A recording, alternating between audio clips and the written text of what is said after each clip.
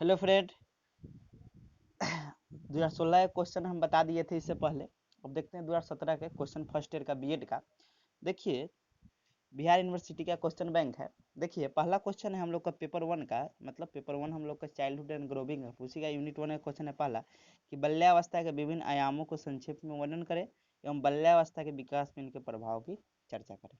दूसरा क्वेश्चन है कि कोहलबर्ग के नैतिक सिद्धांत का वर्णन करें। ये 2 नंबर क्वेश्चन हो गया, मतलब उसमें से आपको कोई एक क्वेश्चन लिखना है।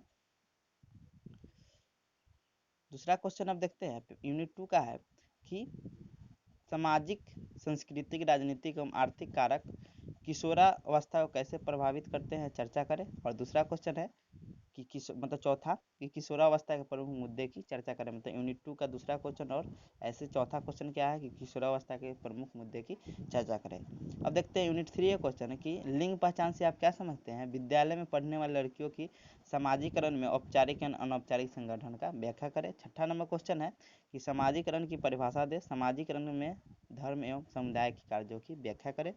चौथा है कि सामाजिक सांस्कृतिक संदर्भों में शिक्षार्थियों में क्या अंतर है, शिक्षार्थी पर घर की भाषा पर प्रभाव की विवेचना करते हैं। शिक्षार्थी पर घर की भाषा पर क्या प्रभाव पड़ता है, उसका क्या करना है, विवेचना करना है। और 8वां क्वेश्चन है व्यक्तित्व विभिन्नता के मूल्यांकन की विभिन्न विधियों का वर्णन करें, विवेचना करें। और 5वां यूनिट का क्वेश्चन है 9 नंबर, पहचान निर्माण क्या है, पहचान निर्माण के निर्धारकों की विवेचना करें।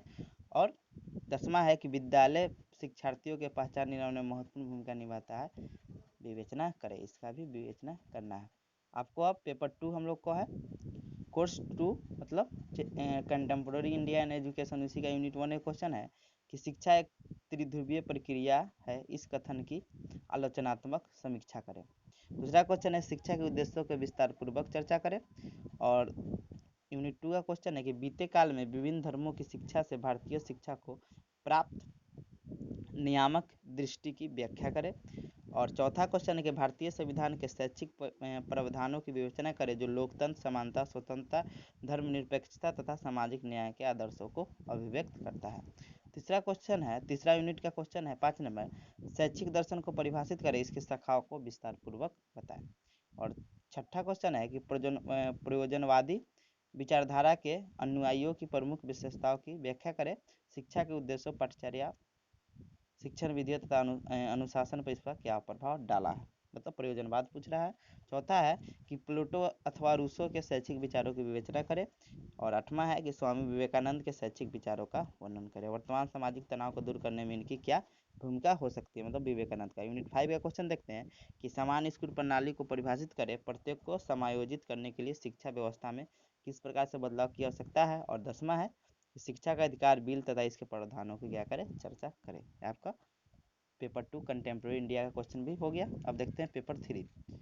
पेपर 3 हम लोग का है किसी अधिगम से आप क्या समझते हैं, अधिगम की प्रकृति की विवेचना करें एवं शिक्षक अधिगम को किस प्रकार बढ़ावा दे सकता है। मतलब कोर्स 3 का पहला क्वेश्चन है कि अधिगम से आप क्या समझते हैं, अधिगम की प्रकृति की विवेचना करें एवं शिक्षक अधिगम किस प्रकार बढ़ावा दे सकता है। दूसरा क्वेश्चन है अधिगम का निर्माणात्मक उपागम क्या है, वर्तमान शैक्षिक परिवेश में इस उपागम की प्रासंगिकता की विवेचना करें। यूनिट 2 का क्वेश्चन है कि अवधारणा और विस्मृति को प्रभावित करने वाले कौन कौन से कारक है, कक्षा शिक्षण में इन कारकों की क्या भूमिका है।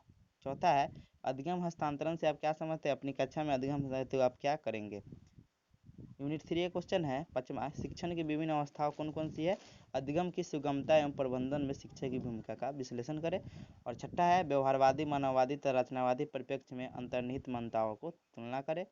और चौथा यूनिट का क्वेश्चन है कि इकाई योजना क्या है, इसके उद्देश्यों की चर्चा करें तथा इकाई योजना का ढांचा प्रस्तुत करें। और 8वां क्वेश्चन है कि शिक्षण की प्रदर्शनात्मक तथा खोज विधि की तुलना करें।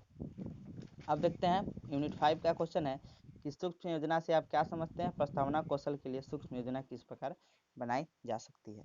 और 10वां क्वेश्चन है कि कंप्यूटर प्रबंधित अनुदेशन क्या है, कंप्यूटर के द्वारा अनुदेशन का प्रबंधन कैसे किया जाता है। अब देखते हैं कोर्स 4 हम लोग का जो लैंग्वेज अक्रॉस द कैरिकुलम है, उसका यूनिट 1 का क्वेश्चन है कि भाषा का क्या अर्थ है, इसके स्वरूप एवं प्रकृति की विवेचना करें। और दूसरा क्वेश्चन है कि वाइगोत्स्की के सिद्धांत का संदर्भ लेते हुए बच्चों द्वारा भाषा सीखने की प्रक्रिया का वर्णन करें। दूसरा क्वेश्चन है हम लोग का यूनिट 2 का कि विभिन्न विषयों के अध्ययन में भाषा का क्या महत्व है। विद्यालय की भाषा तथा समझ के माध्यम से भाषा बालकों की मतलब विद्यालय की भाषा तथा समझ के माध्यम की भाषा मतलब बालक की अपनी भाषा में अंतर को उत्पन्न होने वाली चुनौतियों की विवेचना करें। बोल रहा है कि विद्यालय की भाषा और बालक की जो अपनी भाषा होती है, जो घर की भाषा होती है, उनमें क्या अंतर है, में अंतर से उत्पन्न होने वाली चुनौतियों की विवेचना करना है। चौथा क्वेश्चन है कि विद्यालय में एक विषय के रूप में भाषा अध्ययन के उद्देश्यों की विवेचना करें। दीर्घकाल में वे अध्ययन तथा संप्रेषण में भाषा में किस प्रकार सहायता करते हैं। तीसरा यूनिट क्वेश्चन है कि त्रिभाषा सूत्र क्या है। उत्तरी और दक्षिणी भारतीय राज्यों के लिए इसके मुख्य निर्देशनों की विवेचना करें। और छठा क्वेश्चन है कि भाषा शिक्षण के संदर्भ में राष्ट्रीय पाठ्यचर्या की रूपरेखा 2005 के मुख्य सिफारिशों का विवेचना करें। अब देखते हैं कोर्स 5 हम लोग का है अंडरस्टैंडिंग डिसिप्लिन एंड सब्जेक्ट, उसी का यूनिट 1 का क्वेश्चन है अकादमीय विषय को परिभाषित करें, मानव ज्ञान का विभिन्न विषयों के वर्गीकरण की चर्चा करें। और दूसरा क्वेश्चन है कि विद्यालयों विषय एवं अकादमीय विषयों के किस प्रकार का संबंध है। राष्ट्रीय उद्देश्यों की पूर्ति हेतु शिक्षार्थियों के विकास में विद्यालय विषय किस प्रकार सहायक होता है। 2 नंबर क्वेश्चन हो गया। 3 नंबर क्वेश्चन है यूनिट 2 का विद्यालय में दक्षता प्राप्त करने के लिए आप शिक्षार्थियों के किस प्रकार की प्रयोजन कार्य क्रियाकलाप सलाह देंगे। और चौथा है अकादमीय विषयों के मतलब शैक्षिक विषय बोल रहा है, अकादमी मतलब इंग्लिश हो गया, विषय के अनुसंधान के क्या महत्व है। वैज्ञानिक अनुसंधान के विभिन्न सोपानों को व्याख्या करें। यूनिट 3 क्वेश्चन है अंतर विषय से आप क्या समझते हैं। विद्यालय स्तर पर अंतर विषय के अध्ययन के महत्व पर अपनी राय दें। और छठा क्वेश्चन है क्या अंतर विषय विषयों के अध्ययन में विषयों के गहन ज्ञान की आवश्यकता है, अपने मत की पुष्टि करें। ये 6 नंबर क्वेश्चन हो गया। अब देखते हैं कोर्स हम लोग का 6 है। कोर्स 6 हम लोग का है जो जेंडर स्कूल एंड सोसाइटी है, उसी का यूनिट 1 का क्वेश्चन है लिंग भेद लिंग रूढ़िबद्धता एवं सशक्तिकरण शब्दों की उदाहरण सहित व्याख्या करें। मतलब लिंग भेद एक हो गया, दूसरा है लिंग रूढ़िबद्धता और तीसरा क्या है कि सशक्तिकरण शब्दों की उदाहरण सहित व्याख्या करें। दूसरा है वर्तमान समय में विभिन्न कमीशन एवं कमेटियों के नीति पहलों की संतुष्टि की व्याख्या करें। मतलब वर्तमान समय में विभिन्न कमीशन एवं कमेटियों की नीति जो लिंग के संदर्भ में है उसी पहलों की संतुष्टि की व्याख्या करें।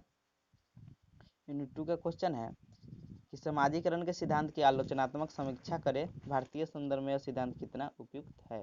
दूसरा है यूनिट 2 का क्वेश्चन है 4 नंबर की बालिकाओं की शिक्षा में असमानता एवं बाधाओं का वर्णन करें, इसे दूर करने के उपाय भी बताएं। यूनिट 3 का क्वेश्चन है कि 2005 राष्ट्रीय पाठ्यक्रम रूपरेखा के लिंग की भूमिका की संरचना का विश्लेषण करें। मतलब 2005 मतलब एनसीएफ 2005 में लिंग की क्या भूमिका थी, इसकी संरचना का विश्लेषण करें। और छठा है विद्यालय में लैंगिक समानता लेन में शिक्षा की क्या भूमिका है, इसका भी उत्तर मतलब विद्यालय की लैंगिक समानता लाने में यहाँ होगा कि शिक्षा की क्या भूमिका है, इसका विवेचना करें। अब हम लोग हो गया मतलब खत्म हो गया हम लोग का यूनिट पेपर 6 का यूनिट ही मतलब 2017 का क्वेश्चन हम लोग का कंप्लीट हो गया।